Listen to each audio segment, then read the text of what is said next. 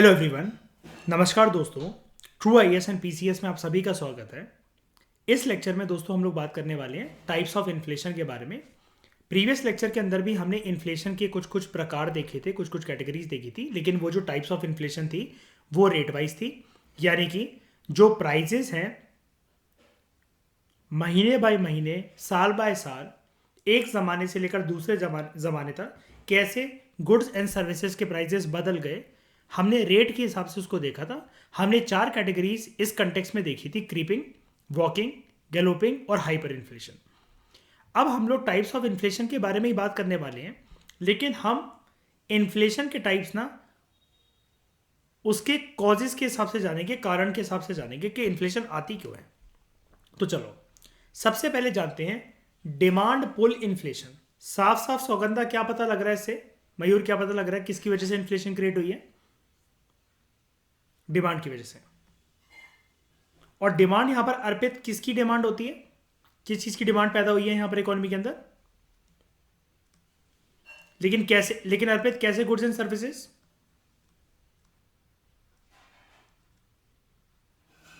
हाँ, उसको कहते हैं general, simple simple simple general goods and services. तो it is caused by increase in aggregate demand और कंजम्पशन। ये सब क्यों होता है? Due to increase private and government spending. यानी कि प्राइवेट यहां पर किसकी बात चल रही है?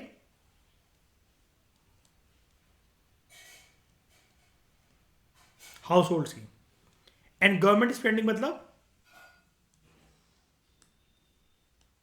पब्लिक स्पेंडिंग, मतलब पब्लिक सेक्टर की स्पेंडिंग, गवर्नमेंट सेक्टर। और अगेन सरकार की स्पेंडिंग किस किस फॉर्म में? इकोनॉमिक प्रोजेक्ट्स, सब्सिडीज, लोन माफ करना, है ना। और प्राइवेट इन्वेस्टमेंट किस किस चीज में? हाउस होल्ड जो होती है, इन्वेस्टमेंट कह रहा हूं, सॉरी, उनका जो खर्चा है, एक्सपेंडिचर किस किस फॉर्म में? स्पेंडिंग किस किस फॉर्म में? हाँ, गुड्स एंड सर्विसेज को प्राप्त करने के लिए कुछ ना कुछ सामान, राशन वगैरह, ये हम सारी चीजें नेशनल इनकम में मयूर पढ़ चुके हैं, आपको पता होगा कि ये डिमांड और कंजम्पशन वगैरह। यहां पर कुल मिलाकर हुआ क्या है कि सरकार की तरफ से और देश में जो भी हाउस होल्ड है और इंडिविजुअल्स की तरफ से गुड्स एंड सर्विसेज की डिमांड बढ़ गई है, उनकी कंजम्पशन बढ़ गई है। ठीक है। उसके बाद यहां पर एक चीज और देखने को हमें मिलती है, ध्यान से समझना इस वाले पॉइंट को। Lower rate of savings by the house hold. Savings house hold काफी कम करते हैं। अब अगर सेविंग ये कम कर रहे हैं तो इसका मतलब क्या है? कोई मुझे समझा सकता है क्या? Very good. मार्केट के अंदर पैसा काफी ज्यादा इंजेक्ट हो रहा है। मयूर पढ़ा था ना हमने, इंजेक्शन। यानी कि ये जो इंजेक्शन है, this is flowing in the market in the form of shiny money supply. क्या हम ऐसा कह सकते हैं? ठीक है।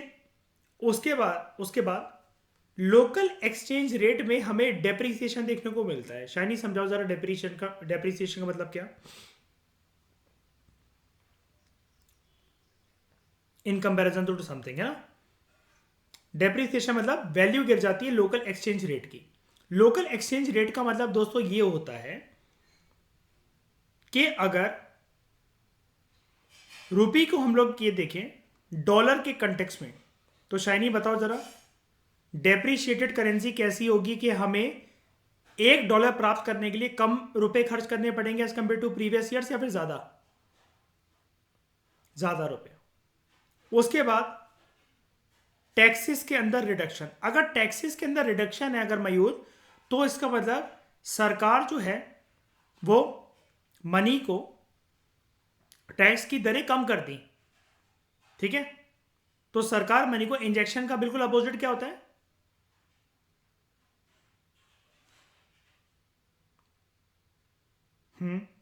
सरकार ने कुल मिलाकर ऐसा मान लो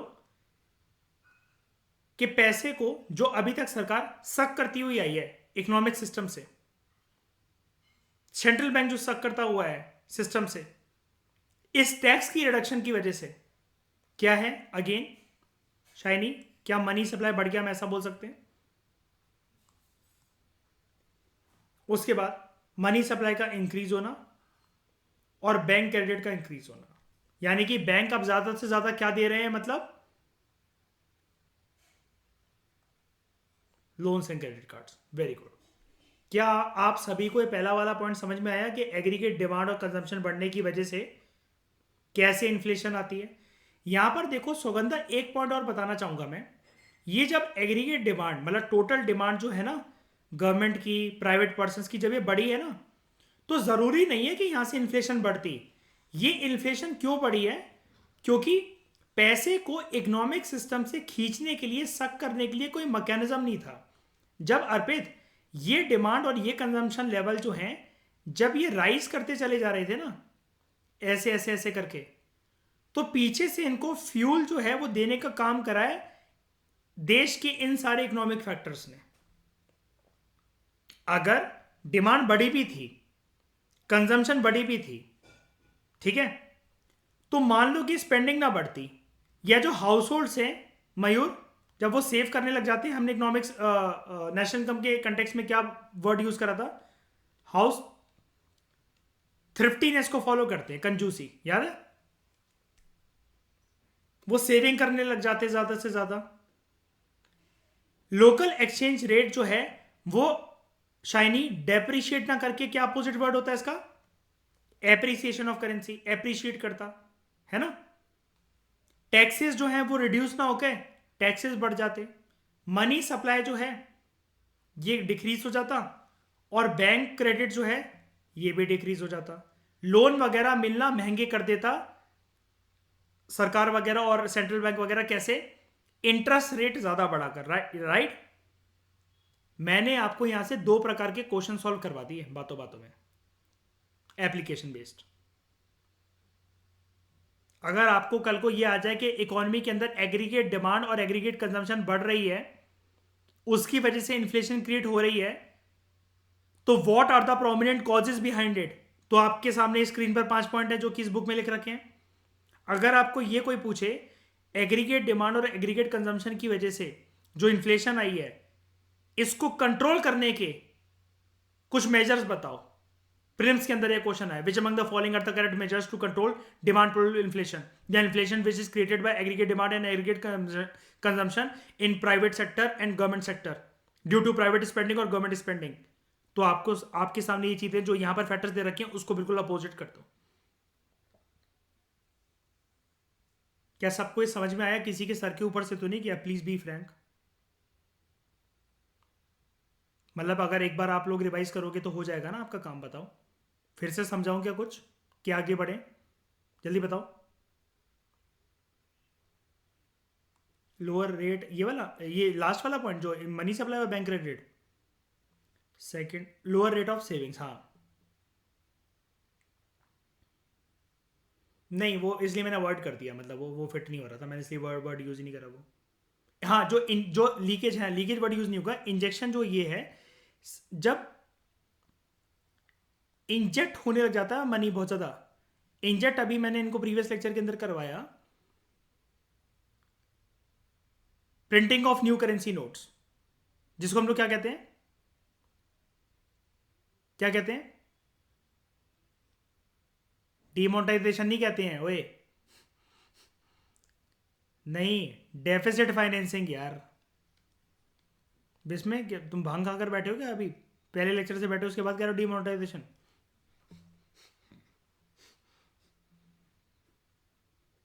ठीक है मयूर, अब क्लियर हुआ। लोअर रेट ऑफ सेविंग पे बात करनी है क्या थोड़ी सी आपके लिए। हाँ नहीं, देखो जो लोअर रेट ऑफ सेविंग है ना, ये वाला जो पॉइंट है हाउस होल्ड्स के लिए, यहाँ पर क्या है कि हाउस होल्ड सेविंग कम कर रहे हैं, तो जब वो सेविंग कम कर रहे हैं ना, तो इकोनॉमी में पैसा इसका मतलब ज़्यादा जा रहा है। सेव कर नहीं रहा है पर्सन तो खर्च कर रहा है ना, खर्च कर रहा है तो मतलब वो इकोनॉमी के जो जो साइकिल नहीं घूमती है, जो जो फ्यूल वाली साइकिल घूमती है, ये ज़्यादा तेज घूमने लग जाती है, और फिर लोगों की परचेजिंग पावर बढ़ती है। लेकिन जब परचेजिंग पावर बढ़ेगी ना, सबके पास खरीदने को सब कुछ है, लेकिन रिसोर्सेज मयूर limited, resources are limited in nature, तो उसकी कीमतें बढ़ जाती हैं। फिर जब मेजर्स ऐसे इंट्रोड्यूस करे जाते हैं कि जब लोग पैसा या फिर सरकार जो है वो इकोनॉमी से पैसा खींचने लग जाते हैं, जब अलग अलग मेजर्स की वजह से, लेकिन मार्केट के अंदर फिर गुड्स एंड सर्विसेज तो महंगे हो रखे हैं। तो जब लोगों की परचेजिंग पावर के कंपैरिजन में जब वो गुड्स एंड सर्विसेज महंगे दिखते हैं तो उसको नाम दिया जाता है इन्फ्लेशन का। सिंपल। आप देखना पहला लेक्चर देखना, तो आपको एक उसके अंदर मैंने एक 18 मिनट 13 मिनट 18 मिनट लगा के कंसेप्ट समझाया मैंने बबल का, उसको देखना एक बारी जरा, उस इकोनॉमिक बबल को देखना जरा, ठीक है। आगे बात करते हैं। This leads to increase disposable income. मैंने आपको बताया था नेशनल इनकम के चैप्टर में, जल्दी बताओ किसको रिकॉल है, कि पर्सनल इनकम और डिस्पोजेबल इनकम में फर्क क्या होता है। वो इनकम जो हाउस होल्ड के हाथ में आती है वो तो है पर्सनल इनकम। इसका नाम डिस्पोजेबल कब हो जाएगा? डिस्पोज का मतलब क्या होता है?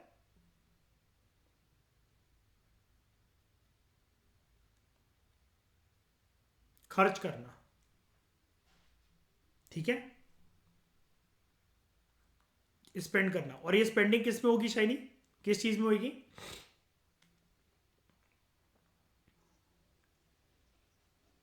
हाँ हाँ ठीक है, मतलब वही, मतलब kind of goods and services simply बोला करो उनको, एसेंशियल गुड्स एंड सर्विसेज को प्राप्त करने के लिए, है ना। कोई बंदी बंदी घुमानी अगर किसी को है ना गाड़ी वाड़ी पे, तो उन सब चीज़ों के लिए। thereby resulting in the increase of aggregate demand with no change in aggregate supply। इसकी वजह से पर्सनल डिस्पोजेबल इनकम जो होती है वो बढ़ जाती है, लोगों की खर्चे बढ़ जाते हैं। अब एक बात बताओ ना, बिल्कुल मयूर कड़ी से कड़ी मैच कर रही है ना। सेविंग रेट का कम होना मतलब खर्चे बढ़ना हाउस होल्ड के द्वारा, है ना। वो खर्चा ज्यादा कर रहे हैं, हाथ खुला है उनका, इसका मतलब, जिसकी वजह से एग्रीगेट डिमांड इंक्रीज होती रहती है। अब एग्रीगेट डिमांड शाइनी इंक्रीज हो रही है, लेकिन वही वाली बात है ना कि रिसोर्सेज इकोनॉमी में इतने है ही नहीं, तो सप्लाई इंक्रीज नहीं हो रही ना उतनी दर पर। वो याद करो शाइनी, वो प्रीवियस लेक्चर, 1 करोड़ अगर सबके हाथ में आ जाए, अगर रिसोर्सेज भी फिर उतने आ जाए तो फिर इन्फ्लेशन कभी नहीं होगी। लेकिन चीजें इसलिए बढ़ेंगी बिकॉज ह्यूमन बींग्स और ह्यूमन बींग्स की परचेसिंग पावर की कंपैरिजन में जितनी उनकी जनसंख्या और जितनी परचेसिंग पावर उस जनसंख्या से पैदा होगी, उसके कंपैरिजन में रिसोर्सेज इकोनॉमी के अंदर इतने हैं नहीं। बताओ, एग्री करते हो सब लोग इस बात से? और डिमांड सप्लाई, आपको तो पहला लेक्चर बहुत अच्छा लगेगा, मैंने शाइनी ने टीसीएस का चार्ट खुलवाया ट्रेडिंग पे, उससे समझिए हमने इन्फ्लेशन की शुरुआत जो करी है। हाँ जी, शाइनी ने बताया, पता है डिमांड जोन सप्लाई जोन उसका।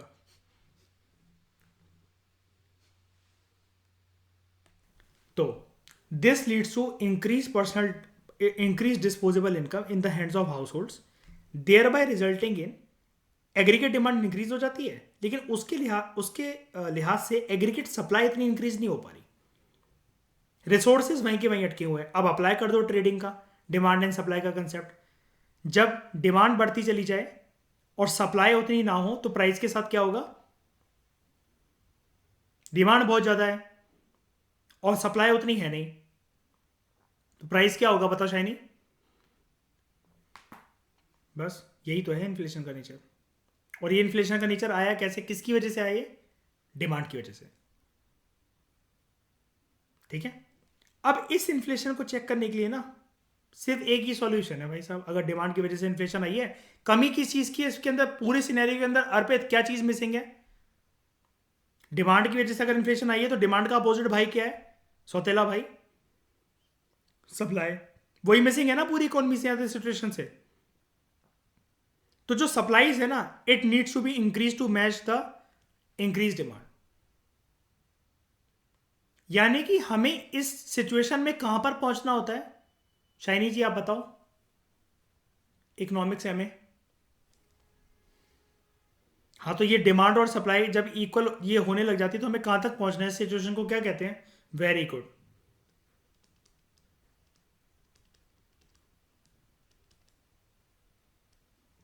और एक ऐसी कंडीशन होती है, condition of perfect demand and perfect supply, right. Hence relieving का मतलब राहत देना इकोनॉमी को from higher level of inflation. लेकिन एक दिक्कत आती है इसमें, मुझे कोई ये बता सकते हो, जो हमने एक बस एक लाइन में एक सांस में कह दिया, supply needs to be increased, एक दिक्कत आएगी इस लाइन में, इस वाली लाइन की बात कर रहा हूं मैं, बताओ कोई मुझे बताओ जरा क्या दिक्कत आएगी इसको।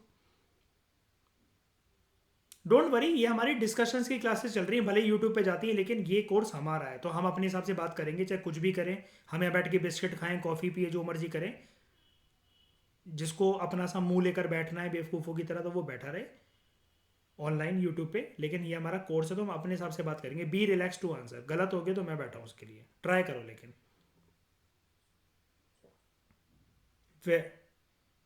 वेरी गुड, रिसोर्स ही तो नहीं है।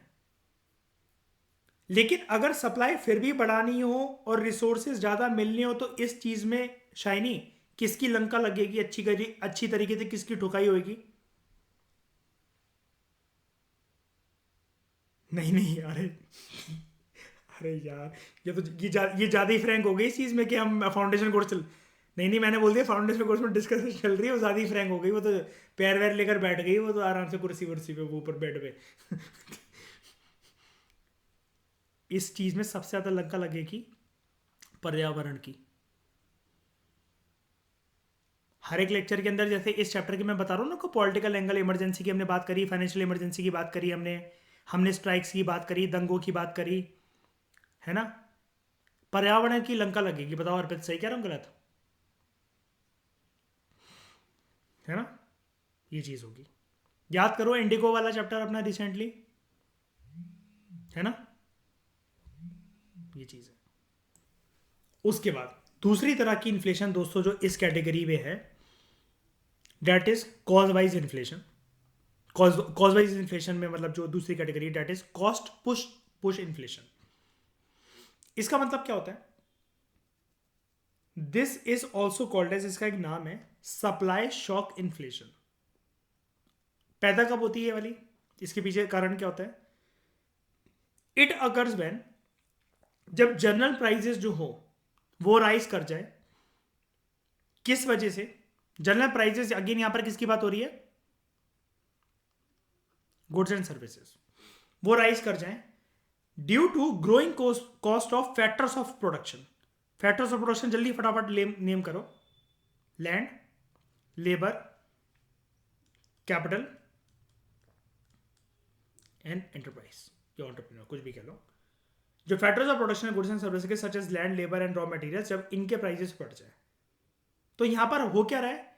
गुड्स एंड सर्विसेज को प्रोड्यूस करने की जो लागत आ रही है ना प्रोड्यूसर्स की, वो प्रोड्यूसर्स बर्डन कहां शिफ्ट कर रहे हैं? मार्केट इकोनॉमी के अंदर, जो कि किसकी जेब खाली करवा रहा है? कंज्यूमर्स की। और कंज्यूमर्स के पास हर महीने के क्या नहीं आ पा रहा है? इतनी इनकम है नहीं।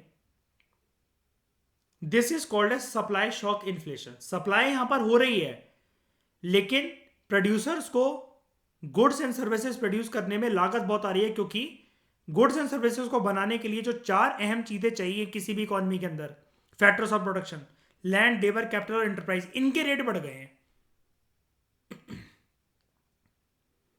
अगर कहीं पर लेबर महंगी हो जाए, या किसी एक जगह पर मान लो कि रॉ मटेरियल, मान लो कि कोई एक फूड आउटलेट है, वो चाइनीज फूड सप्लाई करते हैं, और वहां पर वेजिटेबल्स की कीमत उस मार्केट के अंदर, मैदे की कीमत, अजीना मोटो की कीमत, इन सब चीज़ों की कीमत अगर महंगी हो जाए, तो क्या वो जिस रेट पर अभी तक हमें चाइनीज फास्ट फूड दे रहे थे, क्या उसी रेट पर मिलेगा क्या हमें? बताओ, है ना। शाइनी, बे ऑफ बंगाल में मछलियां कम हो गई मान लो, तो बताओ बंगालियों के ऊपर क्या असर पड़ेगा? प्राइस बढ़ जाएंगे, दुख बढ़ जाएगा, है ना। मारकाट हो गया इतनी सी बात के पीछे, पता चला।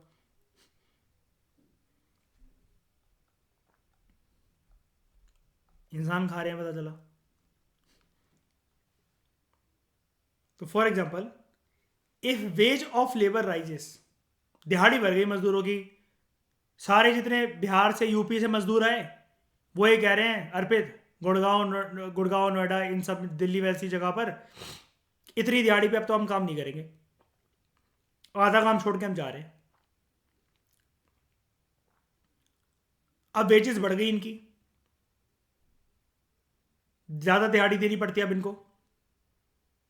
तो जो भी ये मजदूर चीज बना रहे हैं, प्रोड्यूसर अपनी जेब से थोड़ी ना देगा, मतलब वो कुछ भी करके नेगेटिव में थोड़ी ना, मतलब एक कोई भी प्रोड्यूसर क्या ऐसा करेगा क्या अर्पित कि आइसक्रीम को बनाने की लागत अब उसको 12 रुपए की पड़ रही, तो वो क्या सिर्फ 12 या 13 या 14 रुपए की बेचेगा क्या ice cream?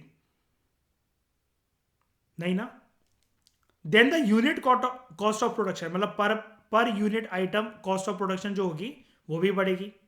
And as a result जो प्राइजेस हैं गुड्स एंड सर्विसेज के, क्योंकि लेबर अगर महंगी हुई है तो labour is one of the factors of production, factors of production की कॉस्ट बढ़ गई, प्रोड्यूसर को अपनी जेब से भुगतना पड़ा, ज्यादा खर्चा करना पड़ा, तो ऑब्वियस ही बात है वो जो गुड्स एंड सर्विसेज प्रोड्यूस करेगा प्रोड्यूसर, उसके प्राइसेस को इंक्रीज करेगा, डेट आर मैन्युफैक्चर्ड, वो हाइक हो जाएंगे, प्राइसेस बढ़ जाएंगे यानी कि।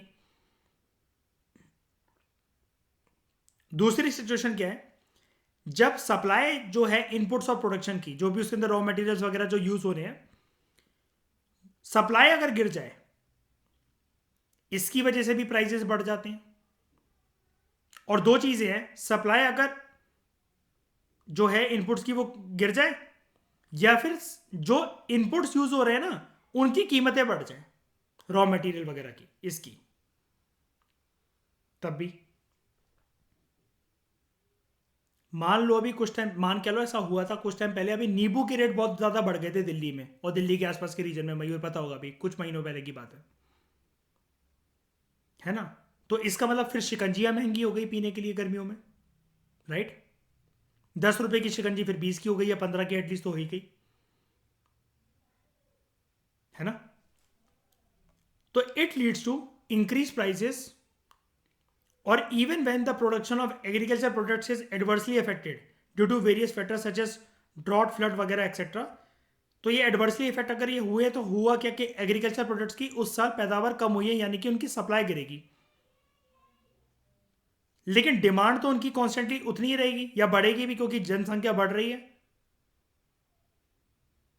लोग सिर्फ इसको देखकर तो अपना क्वालिटी टाइम स्पेंड नहीं करते हैं ना कि इस साल देश में पैदावार कितनी हुई है, वो कहते हैं खेती बाड़ी की जितनी मर्जी पैदावार रही हो, बेबी तुम इधर आओ, हम अपनी पैदाइश करते हैं। जनसंख्या बढ़ रही है क्योंकि सेक्स बढ़ रहा है, और सर्दियों में तो पूछो मत, रात रात भर में 4 4 बंदियां प्रेग्नेंट हो जा रही है। तो हो क्या रहा है, सप्लाई गिरी, डिमांड लेकिन फिर भी बढ़ रही है। रीजन क्या, जनसंख्या इतनी, सेक्स, और उसकी वजह से क्या हो गया, agriculture commodities are limited in supply but demand is more, and when demand is more then supply, prices के साथ क्या होगा, बूम करेंगे।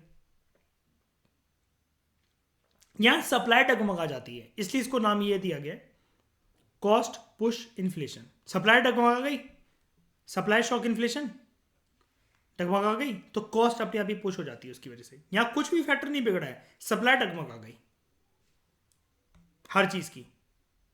गुड्स बना रहे हैं तो फैक्टर्स ऑफ प्रोडक्शन की सप्लाई डगमगा गई,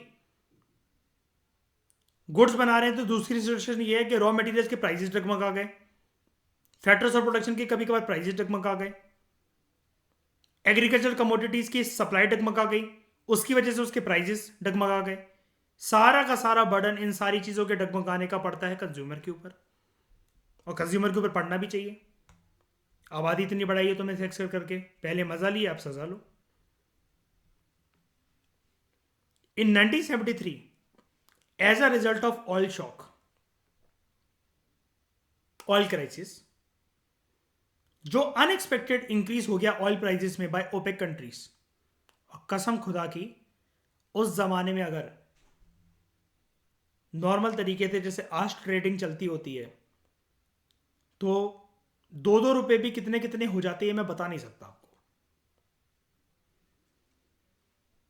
ऐसे बढ़े थे क्रूड ऑयल इन सबके प्राइसेस।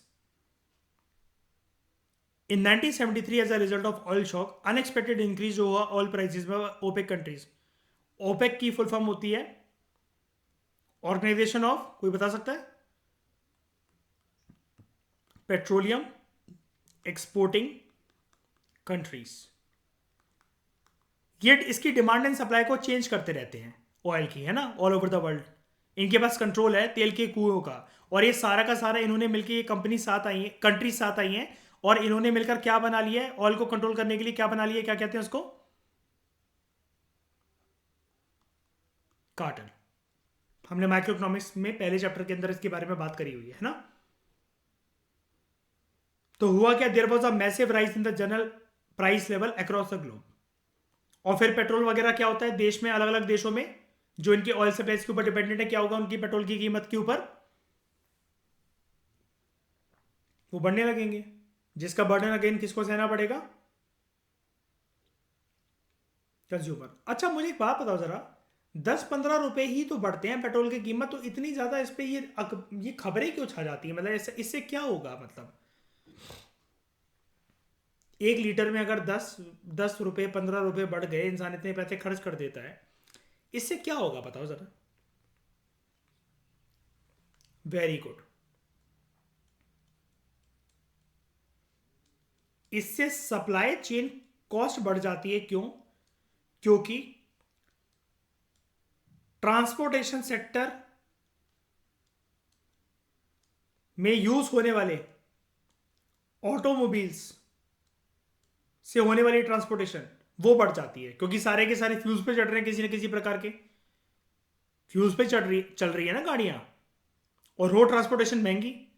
तो जब किसी को पेट्रोल ज्यादा महंगा डलवाना पड़ेगा, तो जब सामान एक जगह से दूसरी जगह जाएगा तो वो भी तो महंगा ही पहुंचेगा ना कंज्यूमर तक। और इस पूरी स्टोरी में किसकी इनकम लिमिटेड है, कंज्यूमर की। पेट्रोल की कीमतें बढ़ गई हैं तो अर्पित क्या कंपनी को एक लेटर लिखती हो, क्या पेट्रोल बढ़ गया, थोड़ी सी मेरी पेट्रोल के हिसाब से कीमत वो बढ़ा दो सैलरी, ताकि जिस मैं 30,000 50,000 1 लाख को एंजॉय कर रहा हूं तो मैं उतना ही एंजॉय कर सकूं, बताओ। कोई भी कंपनी, वर्ल्ड की कोई भी कंपनी, कोई भी एमएनसी इस फैक्टर को एंटरटेन करती है क्या, नहीं। तो कॉस्ट पुश इन्फ्लेशन जो है, it is also caused by increase in indirect taxes. अब इनडायरेक्ट टैक्सेस का क्या होता है, मतलब फंडा, वो गुड्स जो हम खरीदते हैं उसके एमआरपी के अंदर ही इंक्लूड होता है, राइट।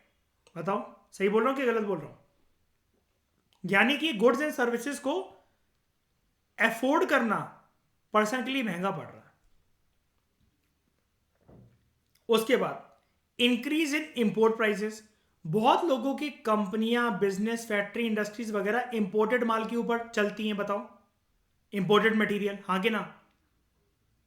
जब वो उसको मंगवाएंगे, और इंपोर्टेड मटेरियल वो इसलिए मंगवा रहे हैं ताकि डोमेस्टिक मार्केट के अंदर उसका जो इंपोर्टेड रॉ मटेरियल आ रहा है वो किसी ना किसी फिनिश गुड को बनाने में काम आएगा। जब वो फिनिश प्रोडक्ट या गुड जो है वो मार्केट के अंदर जब वो रोटेट करेगा, तब अब जब इंपोर्टेड प्राइस बढ़ गए किसी रॉ मटेरियल के, तो क्या अब वो गुड महंगे रेट पे बिकेंगे कि नहीं बिकेंगे। लेकिन क्या अब उस महंगे गुड को खरीदने की ताकत हर किसी के पास होगी, नहीं। अल्टीमेटली क्या सफर करता है इससे कंपनीज की सेल ग्रोथ और ओवरऑल बिजनेस साइकिल। उसके बाद higher cost of capital and interest rate. फिर लोन वगैरह से भी लोग पीछे हटने लग जाते हैं, क्यों, क्योंकि इंटरेस्ट रेट काफी हाई है। और जब लोन वगैरह नहीं मिलेंगे तो अर्पित एक बार बताओ, जब लोन नहीं मिलता इसका डिसएडवांटेज क्या है लोगों को, आसानी से इकोनॉमी के अंदर क्या नहीं होता है, सबसे पहले तो बोलो, पैसा फ्लो नहीं होता, इन्वेस्टमेंट नहीं होती। और जब इन्वेस्टमेंट नहीं होगी तो क्या क्रिएट नहीं होगा, एम्प्लॉयमेंट क्रिएट नहीं होगी। और जब एम्प्लॉयमेंट क्रिएट नहीं होगी तो इकोनॉमी के अंदर ओवरऑल क्या क्रिएट नहीं होगा, इकोनॉमिक ग्रोथ नहीं होगी। जिसकी वजह से ये जो इंजन होता है घूमने वाला, ये इकोनॉमिक इंजन, ये क्या हो जाता है, स्लो हो जाता है या तो रुक जाता है। ठीक है। तो इकोनॉमी के अंदर इस चीज से क्या आ सकता है, इस कॉस्ट पुश इन्फ्लेशन की वजह से क्या बोल सकते हो आप, ये टर्म लिख लो,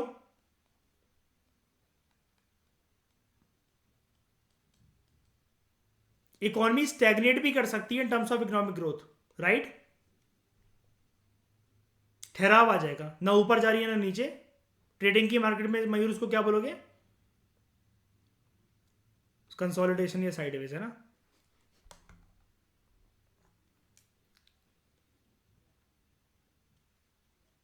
हाँ, इन्फ्लेशन को रोकने के लिए, सही बात है। पैसा फ्लो रोके, सही बात है। बिल्कुल, वही तो मैंने बोला ना, हम देखना, अभी इकोनॉमिक सर्वे आएगा, अब आपको सारी चीज़ें समझ में आएंगी इस बार की। इस केस के अंदर स्ट्रक्चरल इन्फ्लेशन की बात करते हैं, तीसरी तरह की इन्फ्लेशन। इस केस के अंदर इन्फ्लेशन जो है वो लंबे समय तक परसिस्ट करती है, क्योंकि इकोनॉमी के अंदर कुछ ना कमियां चल रही होती हैं, सच एस एग्रीकल्चर सेक्टर की धज्जियां उड़ रखी होती हैं। तो होता क्या है, एग्रीकल्चर इतना प्रोडक्टिव होता नहीं है। जब एग्रीकल्चर प्रोडक्टिव नहीं होगा तो आप समझ सकते ही हो, खाने पीने खाने पीने की जो बेसिक सब्जी फल वगैरह है पूरे साल, उनकी सप्लाई रहती है कम। लेकिन इनकी सप्लाई अगर कम है तो जनता जनता मान जाएगी क्या? उसकी डिमांड भी कम है क्या? डिमांड तो ज़्यादा है। और डिमांड क्यों ज़्यादा है शैनी? सेक्स। उसके बाद इनएफिशिएंट डिस्ट्रीब्यूशन, स्टोरेज फैसिलिटी, और बहुत सारी चीज़ें प्रॉपर तरीके से डिस्ट्रीब्यूशन ना हो पाना, स्टोरेज फैसिलिटी ना होने की वजह से यहाँ पर क्या बात है कि हो सकता है शाइनी बहुत ज़्यादा प्रोड्यूस हो भी चीज़ें, माल वगैरह, लेकिन स्टोरेज फैसिलिटी प्रॉपर ना होने की वजह से वो क्रॉप्स वगैरह क्या कर गए, कीड़े मकोड़े उनको खा गए, वो बर्बाद हो गए, वो फसल बर्बाद हो गई। जैसे आपने सुना ना कि सडन ऑयल प्राइसेस बढ़ सकते हैं अर्पित, कि जिस समुद्री रास्ते से अगर तेल की शिपें जा रही हो, अगर वहां पर एक्सीडेंट हो जाए, जिसको हम लोग क्या बोलते हैं, एकदम से जब ऑयल के प्राइसेस एक ही रात में फिर एकदम से बढ़ जाते हैं, ये एक्सीडेंट को क्या बोलते हैं कि समुद्र में जब ऑयल फैल जाता है, oil. Very good.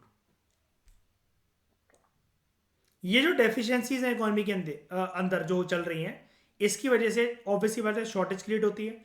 Shortage create हो रही है तो उसका ऑब्वियसली बात है कि सप्लाई कम है, जिसकी वजह से इन्फ्लेशन आ गई है। यहां पर किसी चीज का फॉल्ट नहीं है, इकोनॉमी का स्ट्रक्चर ठीक नहीं है। इसको हम लोग बॉटल नेक इन्फ्लेशन भी कहते हैं। और गवर्नमेंट यहां पर एक काफी ज्यादा कठिन समय फेस कर रही होती है इस इन्फ्लेशन को टैकल करने के लिए। और इसके लिए सरकार को जब भी आए स्ट्रक्चर की वजह से, इकोनॉमिक स्ट्रक्चर की वजह से, तो मेजर स्ट्रक्चरल रिफॉर्म्स लाने ही पड़ते हैं। प्रॉपर गोडाउन्स, फैसिलिटीज, इंफ्रास्ट्रक्चर की चीज़ें वो बनवाना, ट्रांसपोर्टेशन बढ़िया होनी चाहिए। और यहाँ पर आप एक चीज़ और कह सकते हो, पता है, जब भी आपको आंसर देना हो ना, तो आप एक चीज़ कह सकते हो। मैं एक थोड़ा सा एक अलग आउटलुक आपको प्रेजेंट कर रहा हूँ, एक बहुत अच्छी चीज़ बताता हूँ मैं आपको। हमारे देश में अलग अलग जगह पर पहाड़ और हिल्स वगैरह हैं। क्या पहाड़ और हिल्स पे कुछ ना कुछ रिसोर्सेस हैं जिससे कुछ यूज हो सके? बताओ। मिनरल्स हैं, जैसे प्लेट्यूज वगैरह पे होते हैं बहुत ज़्यादा। प्लेट्यूज तो बिल्कुल खदान है, बिल्कुल मिनरल्स की, है ना। जड़ी बूटियां हैं, बहुत सारे प्लांट्स ऐसे होते हैं जो कि मेडिसिनल पर्पस के लिए हर्ब्स और श्रब्स यूज हो सकती हैं। बताओ हाँ के ना? ठीक है। अब मुझे एक बात बताओ कि अगर इन सारी चीज़ों को जो पहाड़ से जो आएंगी, अगर इनको नीचे लाना है प्लेन तक, ज़्यादातर एक्टिविटीज तो प्लेन पे ही होंगी, है ना। अगर लेकर आना है और जनता तक पहुंचाना है तो प्लेन्स तो चाहिए हमें, मतलब काइंड ऑफ, ठीक है, नीचे उतारना है मतलब सामान को, ठीक है, क्योंकि देश में इधर उधर तो पहुंचाना ही पड़ेगा। और ज़्यादातर जनसंख्या बताओ जोग्राफिकली आपने क्या सीखा है, हिल्स पे रहती है, प्लेट्यू पे रहती है, माउंटेन पे रहती है, प्लेन पे रहती है, ये रिवर साइड रहती है, प्लेन्स पर रहती है, ठीक है। अब ये जब यहां पर नीचे ही उतार रहे हैं सामान को, तो उसके लिए हमें क्या चाहिए?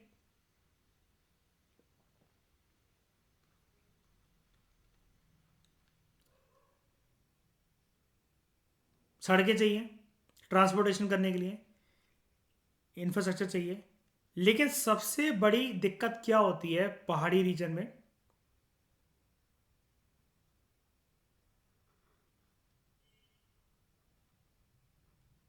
रोड्स प्रॉपर ना होना। क्योंकि पहाड़ों के बीच में से रोड निकालना सबसे एक चुनौती भरा टास्क होता है। बताओ हाँ के ना? है ना। लेकिन इस प्रकार की इन्वेस्टमेंट अगर आपसे पूछी जाए इकोनॉमी के अंदर, ये इंटरव्यू के अंदर, कि इकोनॉमी में कितनी फीजिबल है, तो आप क्या बोलोगे इंटरव्यू के अंदर? बिल्कुल सही है, क्योंकि पहाड़ पे मिलने वाले जो रिसोर्सेस हैं वो नीचे प्लेन रीजन तक तभी आ सकते हैं, और पूरे देश में उनसे बने हुए जो प्रोडक्ट्स हैं वो तभी सर्कुलेट हो सकते हैं जब वो पहाड़ से सेफली उतर सके। वरना एक मेजर एक्सीडेंट लाखों करोड़ों अरबों रुपए के रिसोर्सेज को बर्बाद कर सकता है। आ गई यहां पे बात इकोनॉमी के स्ट्रक्चर की। डिस्ट्रीब्यूशन ही कैसे होगा इस केस में पहाड़ी रिसोर्सेज का, जब सरकार ने यहां पर इन्वेस्टमेंट ही अगर प्रॉपर तरीके से ना कर रखी हो, स्ट्रक्चरल मेजर्स ना ले रखे हो, इन्वेस्टमेंट और structural measures in the form of infrastructure development ना कर रखी हो तो। एंड डोंट वरी, इंफ्रास्ट्रक्चर एक सेपरेट हमारा टॉपिक है मेंस के अंदर, जीएस पेपर 3 के अंदर। एक इंटरेस्टिंग बात बताऊं, पूरी इकोनॉमी करने के बाद लगभग 15 से 20 पॉइंट जो भी दे रखे हैं, 10 पॉइंट दे रखे हैं आपको जीएस पेपर 3 के अंदर, वो बाइफर्केट होकर 22-23 पॉइंट बन जाते हैं। हर एक पॉइंट के ऊपर हम मटेरियल पढ़ेंगे, लेकिन वो सारे टॉपिक्स ना कोर इकोनॉमिक्स जो अभी हम पढ़ रहे हैं स्टैटिक, उससे बिल्कुल अलग होते हैं, बिल्कुल अलग होते हैं। लेकिन इसको करे बिना वो 90% चीजें जो हम अलग पढ़ने वाले हैं, जो कि मेंस में जीएस पेपर 3 में बिल्कुल ही अलग एंगल इकोनॉमिक्स का, वो लेकिन उसका बेस जो बनेगा वो यहीं से बनेगा। Inclusive growth, employment, poverty, inefficiency, repo rate, reverse repo rate, government budgeting, balance of payment, determination of income and employment, ये सारी चीजें हैं। जैसे सप्लाई चेन की आपने बात करी ना, तो मेंस के अंदर टॉपिक आप पे ये बताया लॉजिस्टिक्स इंफ्रास्ट्रक्चर। हमने यहाँ पर इतनी कनेक्शन की बात करी, स्ट्रक्चरल इन्फ्लेशन, इसको ठीक करा जाएगा इंफ्रास्ट्रक्चर डेवलपमेंट की मदद से, which is the kind of investment. क्या आपको ये दोनों तरह की टाइप्स ऑफ इन्फ्लेशन समझ में आई? एक रेट वाइज इन्फ्लेशन जिसमें 4 प्रकार हैं, और एक कॉज वाइज इन्फ्लेशन जिसमें 3 प्रकार है, demand pull, cost push and structural. किसी का कोई डाउट बताइए? ठीक है, इस डिस्कशन में फिलहाल इतना ही। Thank you very much for discussion.